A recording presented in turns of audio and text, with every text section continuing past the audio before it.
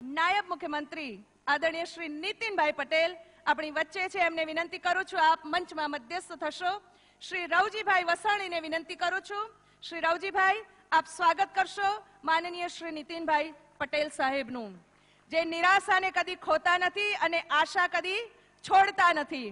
પ્રયત્નો પર જે જીવી જાણે અને કિસ્મત પર કદી રોતા નથી એવા આદરણીય શ્રી નીતિનભાઈ પટેલ સાહેબ, આપનું ખૂબ ખૂબ સ્વાગત છે. ગુજરાત રાજ્યના પૂર્વ મુખ્યમંત્રી આદરણીય શ્રી કેશુભાઈ પટેલ આપણી વચ્ચે ઉપસ્થિત છે. આદરણીય શ્રી બિપિનભાઈ પટેલને વિનંતી કરું છું કે આપ સ્વાગત કરશો આદરણીય શ્રી કેશુબાપાનું.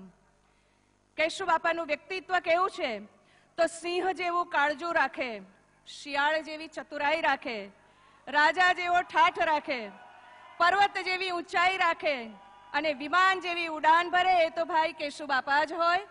સ્વાગત છે આદરણીય શ્રી કેશુભાઈ પટેલ સાહેબ આપશ્રીનું. અને હવે વિનંતી કરું છું શ્રી અન્નપૂર્ણા ધામ ટ્રસ્ટના પ્રમુખ માનનીય શ્રી નરહરિભાઈ અમીન સાહેબને કે તેઓ અત્રે પધારેલા સર્વે મહેમાનશ્રીઓનું વાણી પુષ્પથી સ્વાગત કરી સ્વાગત પ્રવચન અને સંસ્થા પરિચય આપશે. શ્રી નરહરિભાઈ.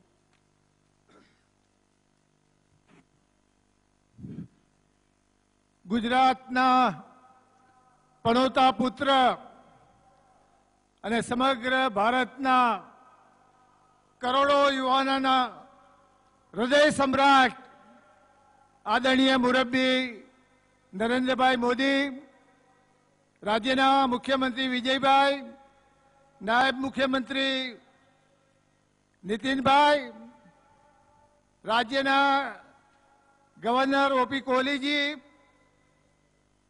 મુરબ્બી શ્રી કેશુભાઈ પટેલ, માન્ય મંત્રી શ્રી મનસુખભાઈ, પ્રમુખ શ્રી જીતુભાઈ, વિરોધ પક્ષના નેતા પરેશભાઈ, આ ટ્રસ્ટને દાન આપનાર દાતાઓ આદરણીય કરશનભાઈ, આદરણીય પંકજભાઈ, હરેશભાઈ, શેખરભાઈ, વરુણભાઈ, નાગજીભાઈ, અડાલજના સ્વામિનારાયણ ટ્રસ્ટના સૌ ટ્રસ્ટીઓ, આ ટ્રસ્ટના ટ્રસ્ટીઓ, હોદ્દેદારો, આમંત્રિત મહેમાનો, ભાઈઓ બહેનો, યુવાન મિત્રો, લેવા પાટીદાર સમાજના આરાધ્ય દેવી મા અન્નપૂર્ણાની વિશ્વમાં પ્રથમ પંચતત્વ આધારિત અન્નપૂર્ણા માની મૂર્તિનું, એના મંદિરનું પ્રાણ પ્રતિષ્ઠા મહોત્સવ તેમજ 600 વિદ્યાર્થીઓ રહી શકે તેવું અદ્યતન સુવિધા સાથેનું છાત્રાલય, ભોજનાલય, લાઇબ્રેરી, આર્ટ ગેલેરી, વ્યવસાયલક્ષી તાલીમ કેન્દ્રો અને રૂમોનું ખાતમુહૂર્ત વડાપ્રધાન નરેન્દ્રભાઈ મોદીના હસ્તે થયું છે. એ સમસ્ત લેવા પાટીદાર સમાજ માટે ગૌરવની બાબત છે. આજથી 3 મહિના પહેલા માન્ય વડાપ્રધાન શ્રીને હું દિલ્હીમાં મળવા ગયો અને મેં વાત કરી કે સાહેબ અમે મા અન્નપૂર્ણા માતાનું મંદિર બનાવીએ છીએ અને એના પ્રાણ પ્રતિષ્ઠામાં તમે પધારો. માન્ય વડાપ્રધાન શ્રીએ તરત જ મને જવાબ આપ્યો કે નરહરી હું ચોક્કસ આવીશ. હું આગળ અન્નપૂર્ણા માતાની કઈ વાત કરું એ પહેલા નરેન્દ્રભાઈ મોદીએ પાટીદાર સમાજનો આખો ઇતિહાસ કહેવાની મને શરૂઆત કરી. મેં સાહેબને કહ્યું કે 2000 વર્ષ પહેલા પાટીદાર સમાજ અડાલજ ગામમાં આવ્યો હતો અને એ વખતે અન્નપૂર્ણા માતાની મૂર્તિ લાવ્યા હતા. ત્યારે નરેન્દ્રભાઈ મોદી આખો ઇતિહાસ પાટીદારોનો જાણે છે. એ આપણા સૌના માટે ગૌરવની બાબત છે. આજે આપણને વિશેષ આનંદ એટલા માટે છે કે આપણે સૌ જાણીએ છીએ કે હાલમાં દેશમાં આતંકવાદની સામે આપણા વડાપ્રધાન ઝઝૂમી રહ્યા છે.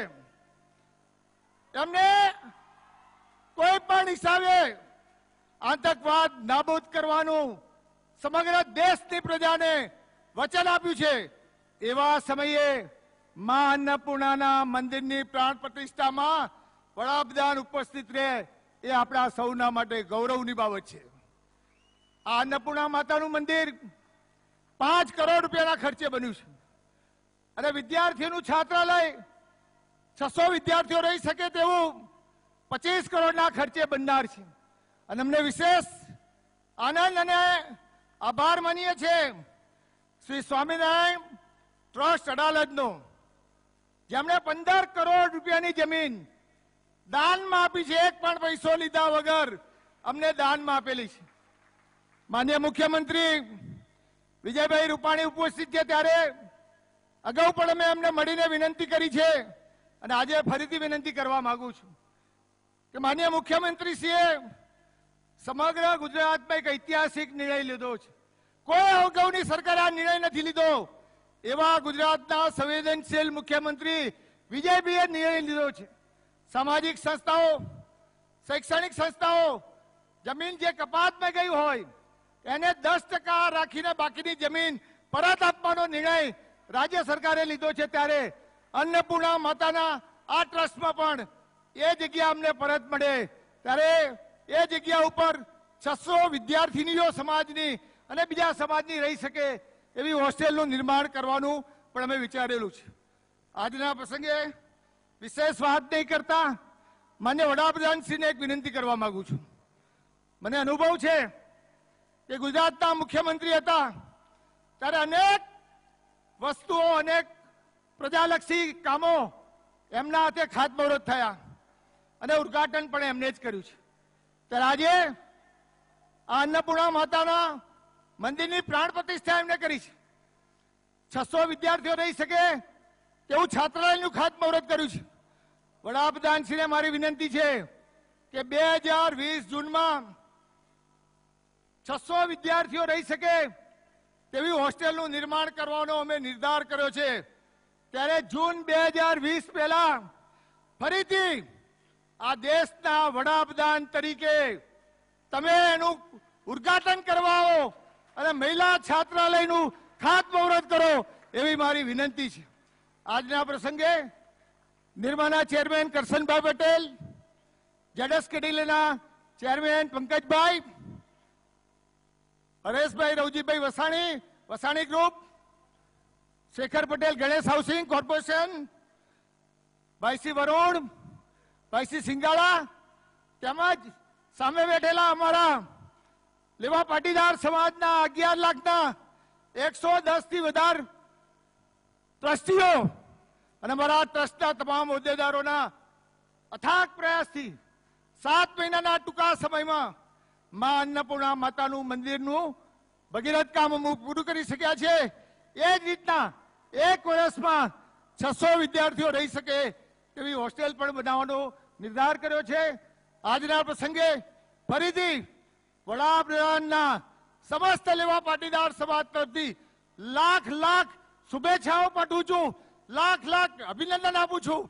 પાટીદાર સમાજનું અહીં આવીને એમને જે ગૌરવ વધાર્યું છે, પાટીદાર સમાજ કદી તમારું ઋણ નહીં ભૂલે એ જ વાત કહીને વિરમું છું. ભારત માતા કી જય.